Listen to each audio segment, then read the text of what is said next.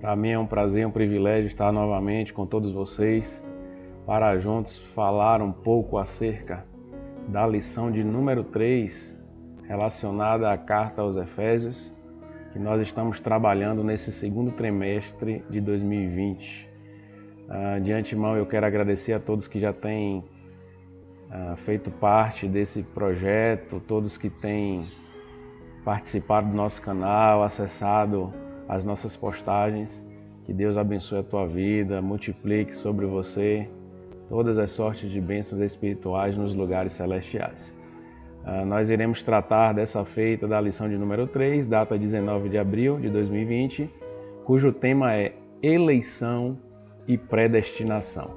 É um tema bastante sugestivo e eu tenho certeza que você aprenderá muito nesse ensinamento. Vou dizer para você que a gente não está aqui para defender uma linha teológica, seja arminiana, seja calvinista, ou simplesmente fazer algum contraponto, não. O nosso objetivo aqui é expor o texto bíblico para que a partir dele possamos ter a interpretação adequada daquilo que o texto quer dizer e como fazer essa aplicação para o nosso cotidiano, para o nosso relacionamento com Deus, para o nosso dia a dia na nossa vida cristã, tá certo? Eu irei, à medida que for falando com você, apresentando algumas partes da revista para que você possa acompanhar junto comigo. Se você já tem a sua revista, então vai marcando, sublinhando, acompanhando página por página. Se você não tem, eu vou colocar na tela e você vai fazendo as suas anotações. Eu quero te pedir também que você separe o seu exemplar da Bíblia Sagrada, seja um manual expresso, seja um aplicativo pelo celular ou através do computador, para que você possa também estar acompanhando as referências bíblicas que serão citadas, porque eu irei ler algumas para que a gente possa se aprofundar no estudo dessa feita, tá certo? Vamos lá, vamos para a nossa lição nesse momento. Como eu disse, o tema é eleição e predestinação e nós iremos estar desenvolvendo esse assunto. O texto áureo está lá na carta de Paulo aos Efésios, capítulo 1, versos 4 e 5, que nos diz: como também nos elegeu nele antes da fundação do mundo, para que fôssemos santos e irrepreensíveis diante dele em amor, e nos predestinou para filhos de adoção por Jesus Cristo, para si mesmo, segundo o beneplácito da sua vontade. A nossa verdade prática nos diz: segundo a sua presciência, Deus elegeu e predestinou para a salvação os que creriam e perseverariam na fé em Cristo Jesus. Veja que é uma verdade prática bem sugestiva. A leitura diária se encontra em várias referências de segunda a sábado. Eu quero, de antemão, reforçar para você, reiterar, que você esteja praticando essa leitura diária, porque ela traz referências acerca do contexto da lição que está sendo trabalhada. Então, se você consegue acompanhar de segunda a sexta essas referências bíblicas, o teu estudo vai ser muito mais abrangente, o teu conhecimento vai ser muito mais solidificado por conta de todas as referências que são citadas, tá certo? Outra observação que eu quero fazer: leia sempre a lição de antemão.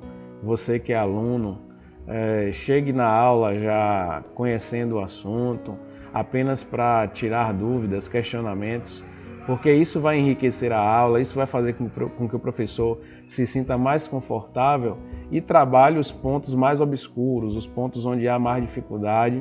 Com certeza a aula vai ficar muito mais rica, você vai estar contribuindo com o professor e vai estar contribuindo com o seu próprio desenvolvimento, tá certo?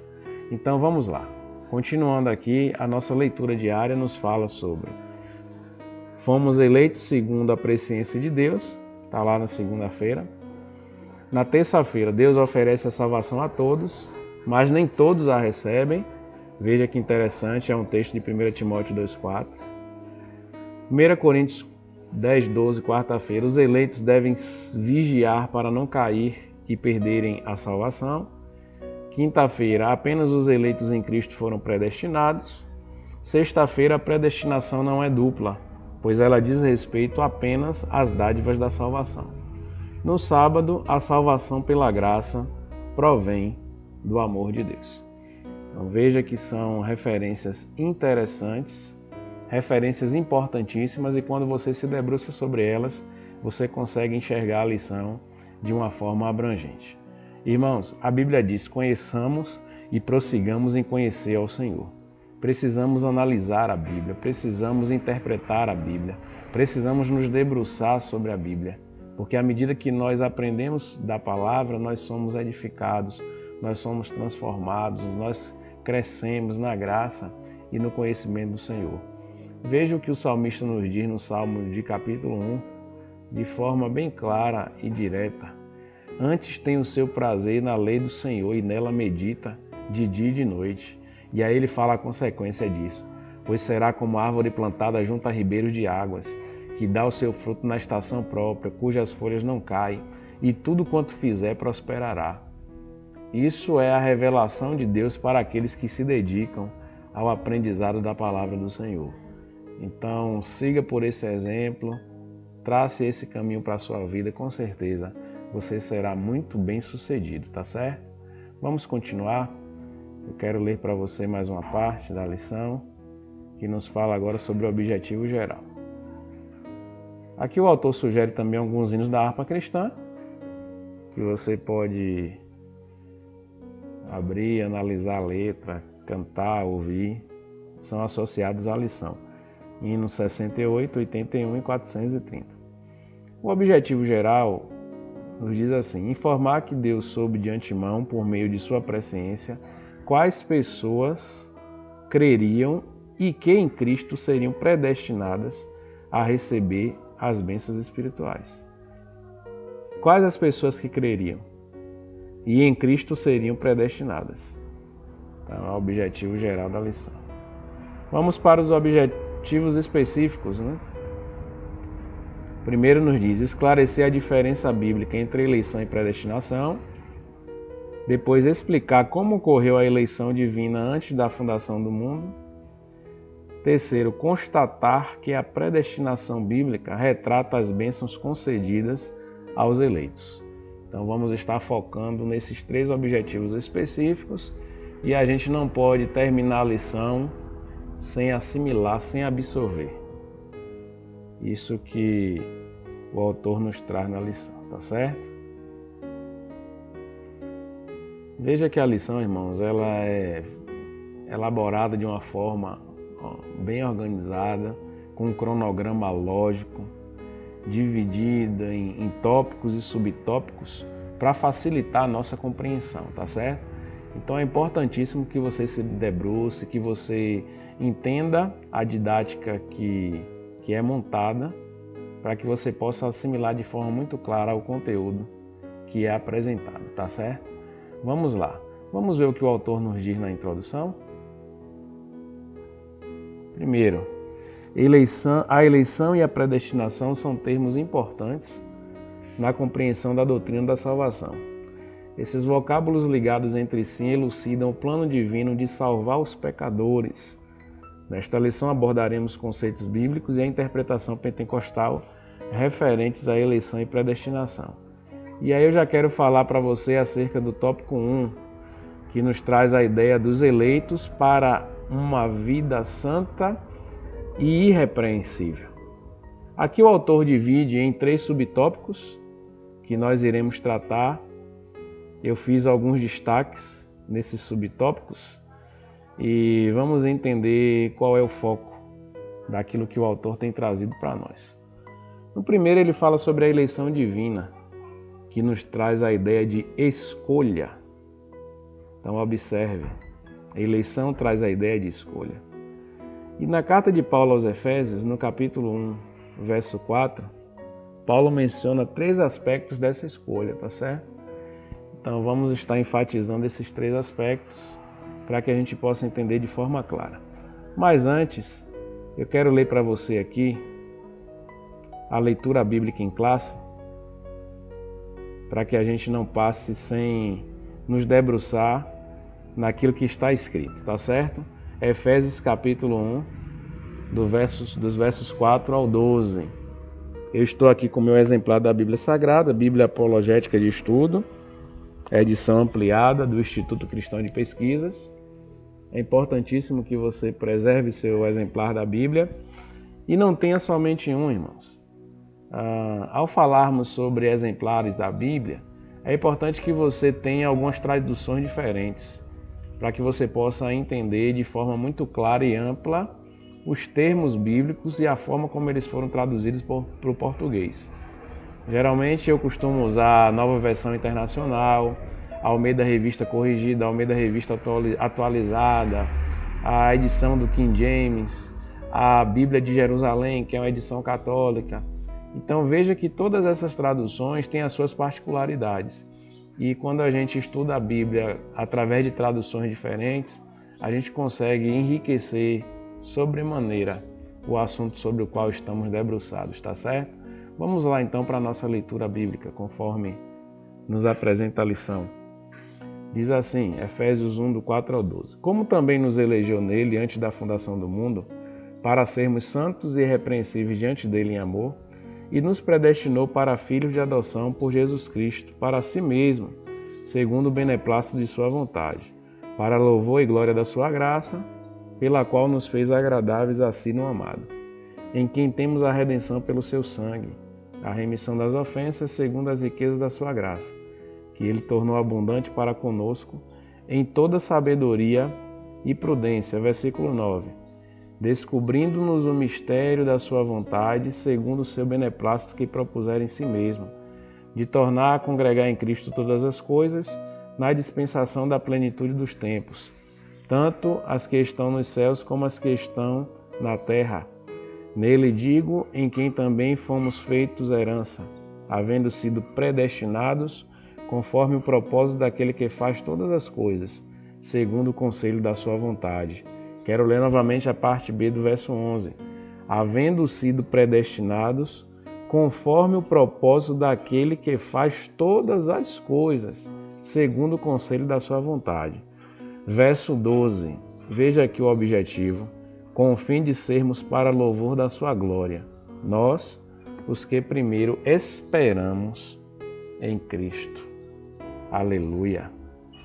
Que coisa tremenda! Predestinados, eleitos. Vamos trabalhar esses termos na lição.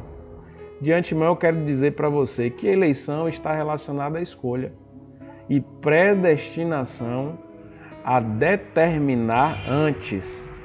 Deus, pela sua presciência, ou seja, por conhecer, por saber tudo de antemão, Ele tem a capacidade de eleger e predestinar.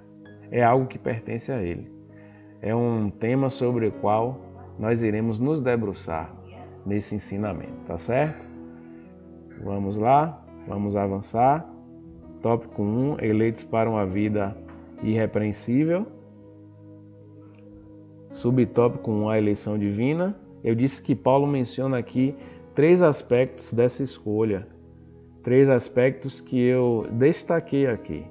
O primeiro nos traz um questionamento. Em quem fomos escolhidos? E aqui já temos a resposta. Em Jesus. Por isso ela é cristocêntrica. O termo cristocêntrico eu apresentei na lição anterior e nos fala sobre Cristo estar no centro de todas as coisas. Lembro de ter citado o versículo que diz: por Ele, para Ele, dele, por Ele e para Ele são todas as coisas. Então perceba que Cristo é o centro. Não podemos enfatizar nem nos debruçar sobre aquela teoria do antropocentrismo que tenta desconstruir, que tenta minar a expressão cristocêntrica que a Bíblia traz para nós. Temos que entender, assimilar de forma muito clara o que a Bíblia nos fala acerca de Cristo, porque Ele está presente mesmo antes da fundação do mundo e quando nós analisamos a Bíblia desde Gênesis a Apocalipse, todas as coisas apontam para a figura de Cristo, tá certo? Então isso tem que ficar muito claro para nós. Um outro aspecto é em que tempo se deu essa escolha? E aqui também o autor já nos apresenta a resposta. O tempo é dito como antes da fundação do mundo. Veja que é um plano que o próprio Pai elaborou, porque já sabia o que iria acontecer. O terceiro questionamento: e qual a finalidade? Para que fôssemos santos e irrepreensíveis. Então veja que Paulo lista 3 aspectos sobre a escolha, sobre a eleição que o Pai realizou. Em quem fomos escolhidos? Em Cristo. Em que tempo se deu essa escolha antes da fundação do mundo? E com que finalidade? Para que fôssemos santos e irrepreensíveis. Esses questionamentos já nos dão um embasamento muito forte para trabalharmos a ideia de eleição, né? Que é a ideia que fica clara aqui quando o autor coloca para nós esses termos. Vamos lá para o subtópico de número 2. Ele nos fala assim, sobre as condições da eleição. O autor cita aqui a Bíblia de Estudo Pentecostal. É uma Bíblia também, irmãos, que eu recomendo. Foi a minha primeira Bíblia de estudo. E é uma Bíblia bem abrangente em relação a vários assuntos relacionados à teologia, relacionados à Bíblia Sagrada. E o autor coloca aqui que ela ensina que a eleição para a salvação em Cristo é oferecida a todos. E cita aqui 2 textos, né? O primeiro é João, capítulo 3, verso 16, que todos nós conhecemos, que nos diz: porque Deus amou o mundo de tal maneira que deu seu Filho unigênito, ou seja, o seu único Filho, para morrer por nós, para que todo aquele que nele crê não pereça, mas tenha a vida eterna, né? Deus amou o mundo de tal maneira que deu seu Filho unigênito em sacrifício para morrer por mim e por você, para executar o plano salvífico que o Pai estabeleceu, para que todo aquele que nele crê não esteja perdido, abandonado ao léu, mas tenha acesso à vida eterna. Eu quero ler também 1 Timóteo capítulo 2, verso 4 ao 6. Eu vou abrir aqui no meu exemplar bíblico, para que nós possamos também compreender e assimilar o que o apóstolo Paulo nos fala quando nos traz essa referência. Primeira carta de Paulo a Timóteo, capítulo 2,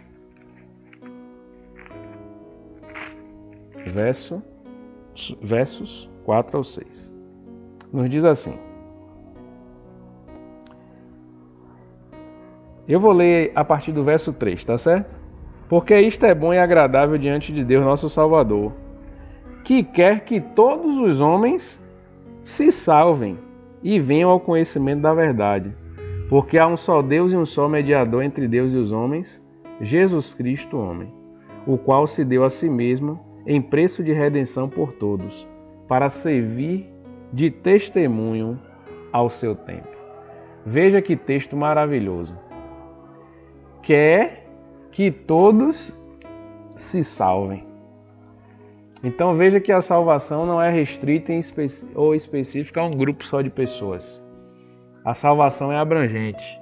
A salvação é uma realidade na vida da igreja, na vida de todos aqueles que servem a Cristo, que adoram a Ele, que aceitaram seu sacrifício e que se dispõem a servi-lo e adorá-lo em espírito e em verdade.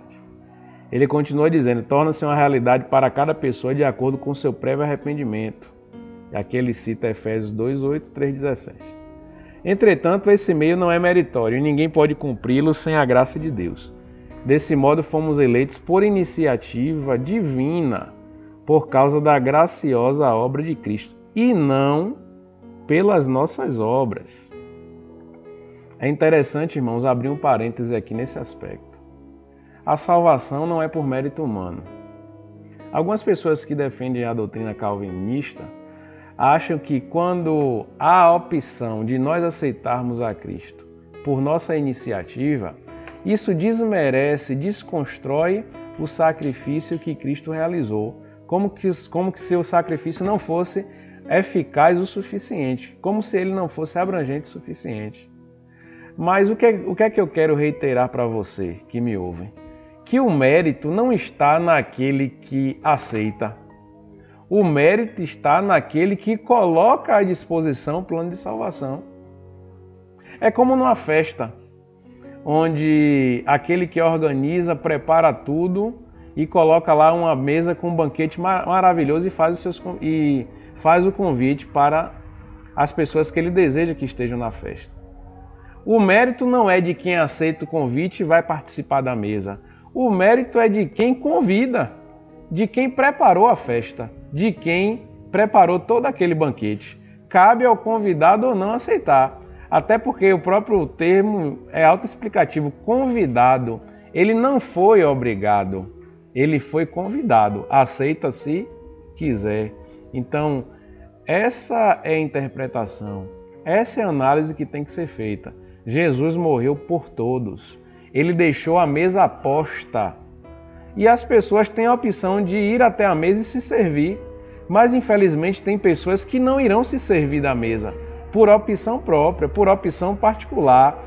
E outras irão se servir. E o mérito não está nessas pessoas, o mérito está naquele que pôs a mesa. Esse que é o fato, essa que é a questão. Então vamos interpretar dessa forma, tá certo? Vamos ver aqui o que nos diz o tópico de número 3. Vida santa e irrepreensível. Paulo enfatiza que a eleição tem a finalidade específica de sermos santos e irrepreensíveis diante dele. Nesse aspecto, o vocábulo grego hagios, santo, significa separado do pecado. 1 Pedro capítulo 1, verso 15 e 16. Eu quero ler também para você aqui no meu exemplar bíblico, nos diz assim, ó: mas como é santo aquele que vos chamou, sede vós também santos em toda a vossa maneira de viver, porque está escrito, sede santos, porque eu sou santo. A eleição nos convida para viver em santidade. Fomos escolhidos por Deus em Cristo. Com que objetivo? Sermos santificados por Ele. Vivermos uma vida irrepreensível diante dele. É isso que o autor da lição, cuja ideia nós comungamos, expressa de forma muito clara nesse ensinamento, nesse contexto. Tá certo? Continuando. Os termos apontam para a santificação. Voltando aqui, o adjetivo grego amomos, irrepreensível, expressa algo sem defeito ou inculpável. Ele dá a referência de Filipenses 2,15. Os termos apontam para a santificação, isto é, o mais alto padrão ético e moral de vida para agradar a Deus, que nos elegeu em Cristo. Em quem foi feita a eleição, irmãos? Em Cristo. Deus nos escolheu nele. A carta em Efésios nos fala que Cristo reconciliou consigo, em si, todas as coisas, tá certo? E nossa eleição está em Cristo. O tópico 4 nos fala sobre a nova vida dos eleitos. Isso aqui é bem interessante. O tema é apresentado com exortações contra a velha conduta, tais como mentira, furto, palavras torpes, amargura, ira e cólera. E ainda severas advertências contra a fornicação, impureza, avareza, embriaguez. A finalidade é apresentar a Deus uma igreja gloriosa, sem mácula nem ruga, mas santa e irrepreensível. Não obstante, somente o Espírito Santo capacita o crente para esse novo estilo de vida. Trata-se, portanto, de um processo contínuo de santificação até a glorificação final no dia de Cristo.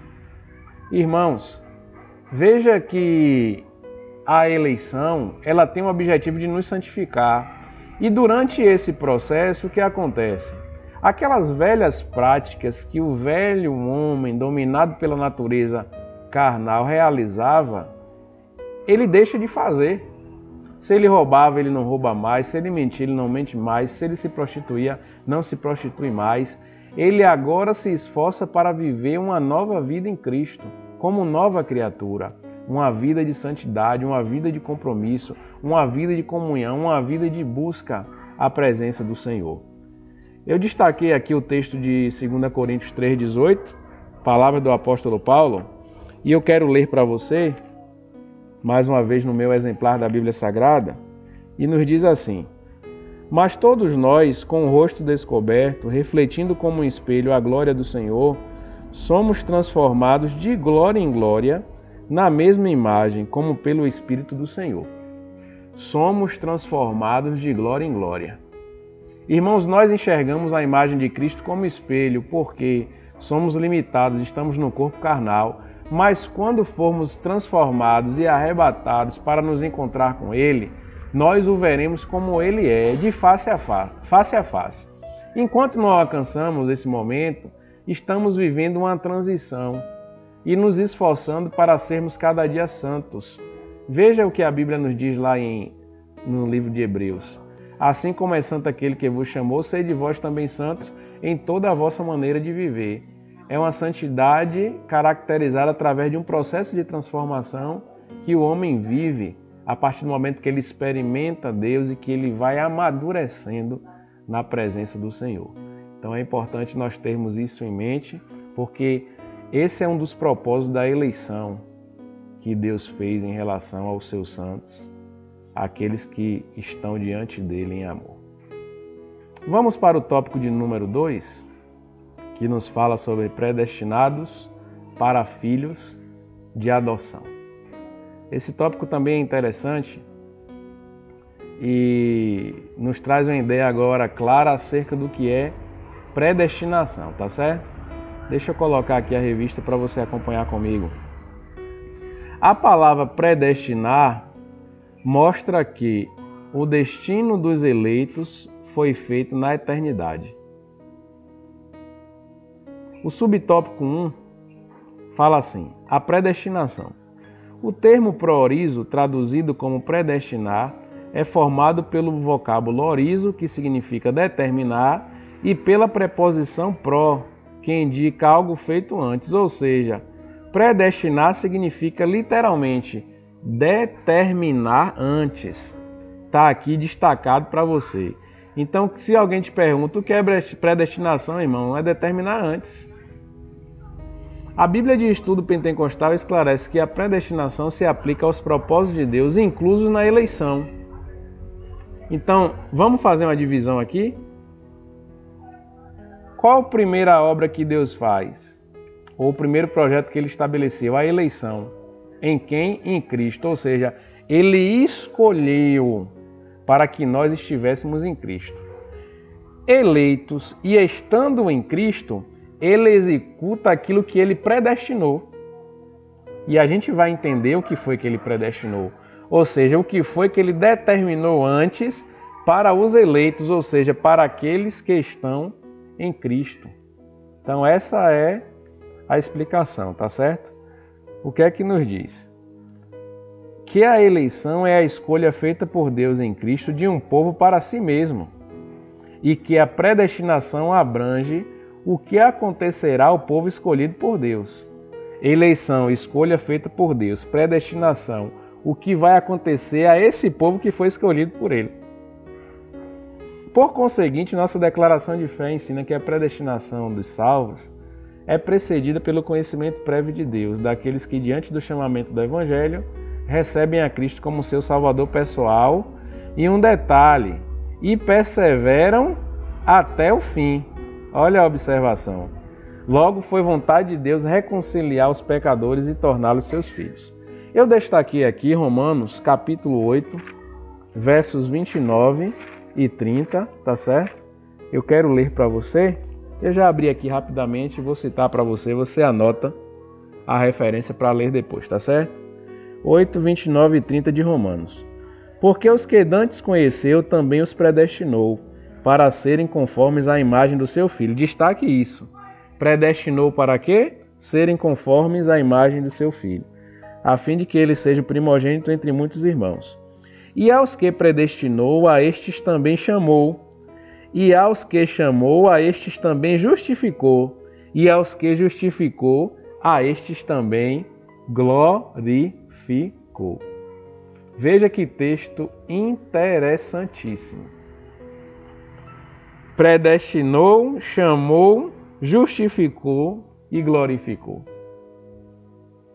Deus escolhe e dentro da sua escolha, para aqueles que aceitaram, aqueles que se tornaram filhos, Ele predestina algo específico, algo tremendo, algo sobrenatural, algo que faz com que nós nos tornemos participantes das bênçãos espirituais nos lugares celestiais em Cristo Jesus, que foi tema da lição passada, a sublimidade das bênçãos de Deus, das bênçãos espirituais, das bênçãos celestiais.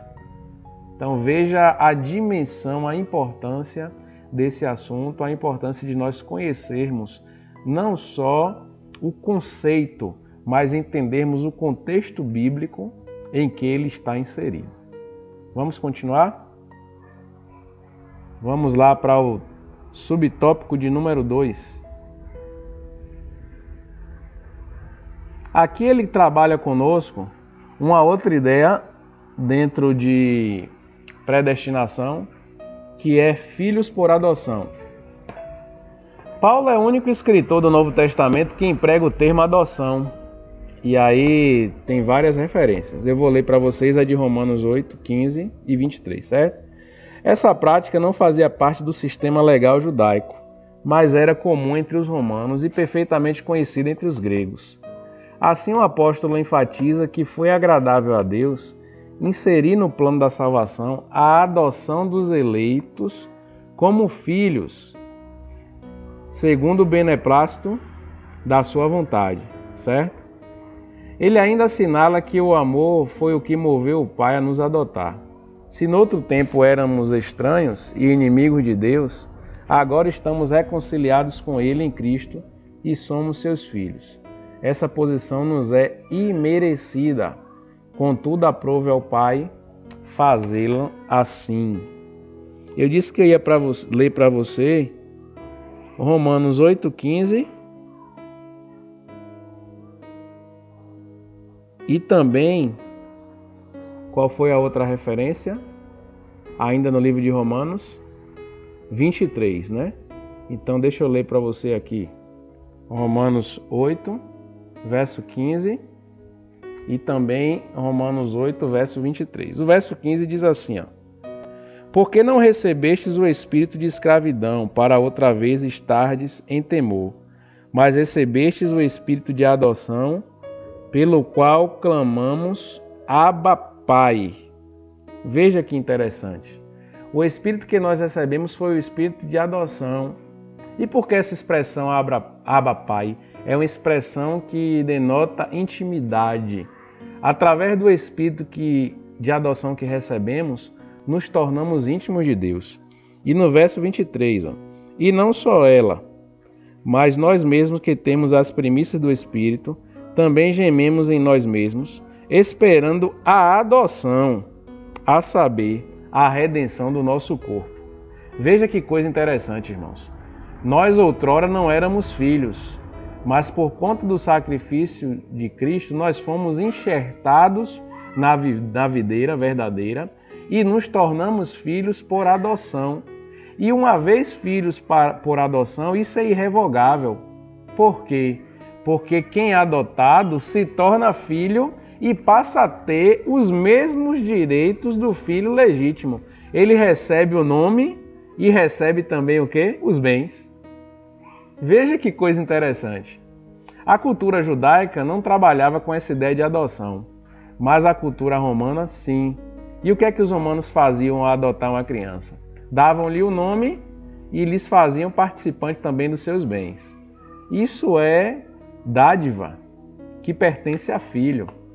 E ainda há uma diferença grande, viu? Porque quando nós somos filhos, humanamente falando, nós usufruímos de tudo que o pai tem, e quando o pai morre, nós ainda nos tornamos herdeiros. Mas espiritualmente falando, o nosso pai não morre. Nós queremos passar para um outro plano. Então, aqui na terra já somos participantes do reino, e quando estivermos no céu, como herdeiro, de forma abrangente, iremos usufruir realmente, verdadeiramente, de todas as sortes de bênçãos espirituais nos lugares celestiais em Cristo Jesus. Que isso fique frisado, guardado, intrínseco no seu coração, para que você possa através desse entendimento, produzir frutos para a glória do Senhor. Vamos continuar, vamos para o próximo subtópico, que é o de número 3, ainda no tópico 2, que fala sobre os privilégios da adoção, né? Eu até antecipei um pouquinho, porque a gente lê a lição, estuda, e aí se empolga, começa a explicar e antecipa algumas coisas. Diz assim: Deus criou o ser humano para estar em comunhão com ele, mas o pecado rompeu com essa dádiva.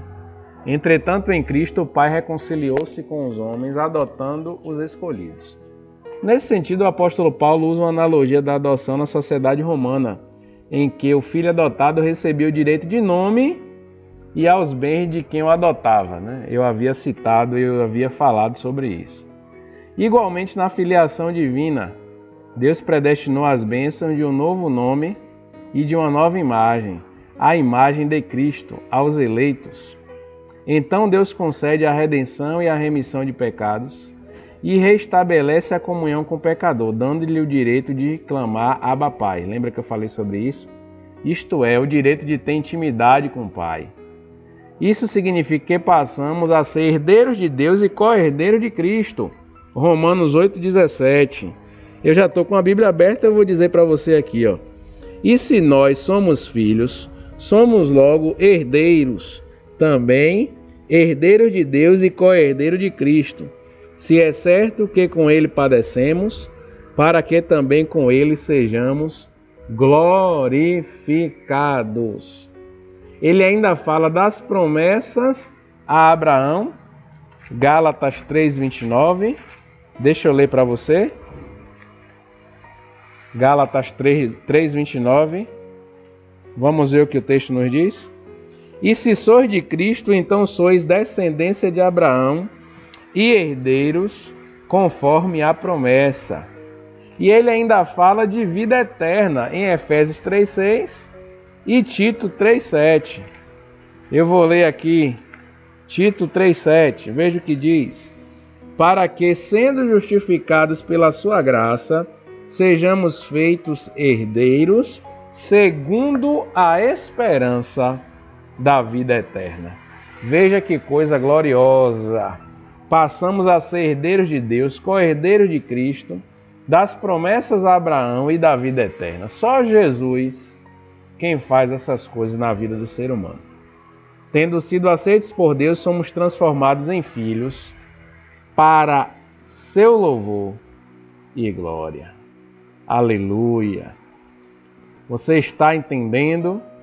Você está absorvendo? Você está assimilando aquilo que o Senhor traz para nós através da sua palavra? Herdeiros em Deus, co-herdeiros com Cristo, participantes das bênçãos de Abraão e da eternidade proporcionada através do sacrifício na cruz do Calvário. Vamos nos alegrar, irmãos. Vamos glorificar o Senhor. Vamos exaltá-lo conforme a doxologia que foi apresentada na lição anterior. Aquele que é digno de glorificação, aquele que é digno de exaltação, aquele que é digno de aleluias. O nosso Deus que nos elegeu e nos predestinou para uma tão grande salvação. Eu sou participante, você também é participante. E se alguém que nos assiste ainda não se sente participante, porque não fez uma aliança com Cristo, você tem essa oportunidade. Basta aceitá-lo como seu único e suficiente Salvador. Abrir o teu coração para que ele faça morada na tua vida e você se torne participante do seu reino, tá certo? Vamos continuar. Vamos para o tópico de número 3, que nos fala sobre a sublimidade do propósito divino na predestinação. Já caminhando para o fim, irmãos. Infelizmente o tempo é curto, a gente tem que cumprir o nosso cronograma, mas o importante é que o assunto seja explanado de forma necessária e suficiente para que você assimile os pontos principais e possa desenvolver não só em sala de aula, mas aplicar no seu dia a dia, na sua vida cristã, tá certo? A excelência da predestinação está na provisão de bênçãos espirituais aos eleitos pela vontade divina em Cristo e por seu incalculável amor. No subtópico de número 1, veja o que o autor nos diz. Predestinação e salvação. O soberano Deus não predestinou incondicionalmente pessoa alguma à condenação eterna, mas deseja que todos se arrependam e convertam-se de seus maus caminhos. Atos capítulo 17, verso 30. Eu quero ler para você essa referência, porque também é uma referência muito importante. Veja que hoje eu estou fazendo muita questão, de abrir o exemplar da Bíblia e ler a referência que está escrita para que o conhecimento fique solidificado, tá certo? Então vai anotando, vai marcando, vai refletindo para que você tenha um entendimento abrangente. Atos 17, verso 30, nos diz assim, ó: Mas Deus, não tendo em conta os tempos da ignorância, anuncia agora a todos os homens e em todo lugar que se arrependam. Olha que maravilha. Deus, não tendo por conta o tempo da ignorância, anuncia agora a todos os homens e em todo o lugar que se arrependam. Não é específico para alguns, não há demarcação de local, é para todos, em todos os lugares, para que eles tenham acesso à palavra e para que eles, não só isso, para que eles se arrependam. Voltando aqui para a lição, o autor dá continuidade falando o seguinte: nas 6 vezes em que a palavra aparece no Novo Testamento, que palavra, pessoal? Predestinação. Nenhuma delas faz referência à condenação de pecadores. Portanto, não houve uma dupla predestinação em que Deus decretou e escolheu que uns vão para o céu e outros para o inferno. Isso aqui não existe, certo? Nossa declaração de fé assevera que a predestinação bíblica diz respeito apenas à salvação, sendo condicionada ao arrependimento e à fé em Cristo Jesus, segundo a presciência divina. Não há dupla predestinação, irmãos. Veja que toda vez que o texto bíblico fala sobre predestinação, em nenhum momento ele traz a ideia de condenação, de forma alguma. A ideia que o termo predestinação traz é de salvação, e que dentro dessa salvação, Deus nos transforma à imagem e semelhança do seu Filho e nos torna santos e irrepreensíveis para que possamos ser participantes do seu reino. Então isso tem que ficar muito claro para nós. Eu acho que quando a gente lê o texto bíblico, traz essas referências, cai por terra a ideologia de alguns teólogos que tentam desmistificar, desconstruir a abrangência do sacrifício de Cristo, tentam caracterizar que o nosso Deus é um Deus que faz acepção de pessoas. Não, Deus elegeu o ser humano e o predestinou em Cristo para a salvação. É isso que o texto nos fala. Não existe predestinação para a condenação. A Bíblia, em nenhum texto, apresenta isso falando sobre predestinação. Vamos voltar aqui para o subtópico 2 e já chegando ao fim. Predestinação e o amor. Antes de Deus criar qualquer coisa, o seu plano de redimir a humanidade e de definir o destino dos crentes estava estabelecido. Por conseguinte, a Bíblia mostra que a redenção divina não foi uma medida de emergência, ao contrário, era o plano imutável do amor de Deus desde sempre. Aí eu destaquei para você 2 Tessalonicenses, capítulo 2, verso 13. Eu irei ler aqui rapidamente para que a gente possa meditar. Nos diz assim: Mas devemos sempre dar graças a Deus por vós, irmãos amados do Senhor, por vos ter Deus elegido desde o princípio para a salvação, em santificação do Espírito e fé da verdade. Gente, olha que texto claríssimo. Por vos ter Deus elegido desde o princípio para a salvação. Está escrito. Contra fato não há argumento, está explícito. Se está explícito, não há por que questionar. Ele ainda dá referência de 2 Timóteo, capítulo 1, verso 9. Diz assim: sabendo isto, que a lei não é feita para o justo, mas para os injustos e obstinados, mas para os ímpios e pecadores, para os profanos e irreligiosos, para os parricidas e matricidas. Desculpa, irmãos, eu fiz a referência do texto equivocada. Vamos para a referência de 2 Timóteo, capítulo 1, verso 9, nos diz assim: que nos salvou e chamou com uma santa vocação, não segundo as nossas obras, mas segundo o seu propósito e graça que nos foi dada em Cristo Jesus antes dos tempos dos séculos. Deus segundo a sua vontade, Deus segundo a sua graça, Ele realizou a predestinação. Aqui consiste a sublimidade dos propósitos eternos em prover a salvação, o amor de Deus. Foi por amor que Ele nos elegeu e nos predestinou em Cristo. Isso implica dizer que a salvação, como favor imerecido, provém do amor de Deus. Não obstante, os que se achegam a Cristo não são coagidos, mas atraídos por Ele. João capítulo 12, verso 32. O que é que o texto bíblico fala, irmãos, nessa referência? Aqui, Jesus está falando acerca da sua morte e de como ela se daria. E ele diz que quando ele fosse levantado no madeiro, atrairia todos a ele. Só que atrair para si não envolve coação. Isso não acontece de forma coercitiva. Atrair é simplesmente chamar a atenção e dedica a sua atenção para algo quem o quer fazê-lo. Não significa de o fato de que você está tentando chamar a minha atenção que eu vou lhe dar a minha atenção. Simplesmente Jesus disse: eu vou ser pendurado no madeiro e atrairei todos a mim, ou seja, chamarei a atenção de todos. E aqueles que se voltarem para mim se tornarão participantes. Esse é o contexto, esse é o cenário. Lembra do cego da crucificação, do ladrão na crucificação que estava ali posto ao lado de Cristo?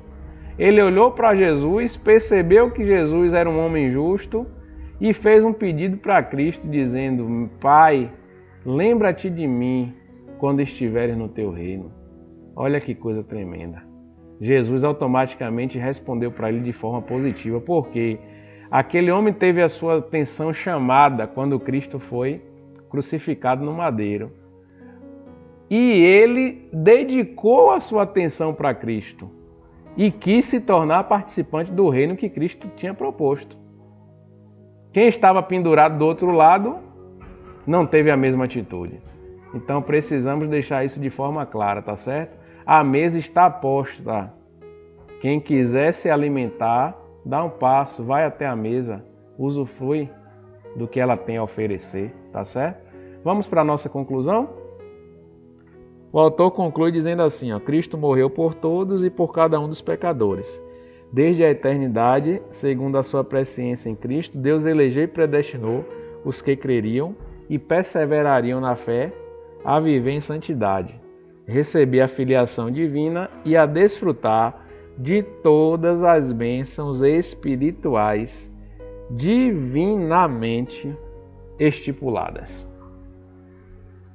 Então veja como o autor conclui: antes da fundação do mundo, Deus elegeu em Cristo, e para os que foram eleitos em Cristo, Ele predestinou um tão grande propósito, uma tão grande salvação, possibilitou que todos esses se tornassem participantes do seu reino, os quais, os que creem no nome do seu Filho. Então eu fui eleito, você foi eleito, eu fui predestinado, você foi predestinado em Cristo para a salvação que o Pai planejou desde a fundação do mundo pela sua presciência, porque antes de tudo Ele já sabe o que irá acontecer. Como diz o salmista: ainda antes que eu abra a minha boca para dizer algo, o Senhor já me conhece, porque me sonda. Conhece o meu levantar, o meu deitar, sabe quais são todos os meus caminhos. Então siga essa linha de raciocínio, interprete dessa maneira, tenha certeza que você será cada vez mais abençoado e edificado pelo conhecimento da palavra de Deus. Obrigado pela sua paciência, obrigado pela sua compreensão, obrigado pela sua atenção. Para mim é uma honra e um privilégio compartilhar do ensinamento bíblico com você. Esteja junto comigo novamente nas próximas lições. E eu te peço de antemão, deixe seu like, faça seu comentário, se inscreva no canal. Tenha certeza que você será notificado e, além disso, estará contribuindo para a propagação do Evangelho através do ensinamento da Palavra de Deus. Que Deus te abençoe, que Ele derrame sobre a sua vida todas as sortes de bênçãos espirituais nos lugares celestiais em Cristo Jesus.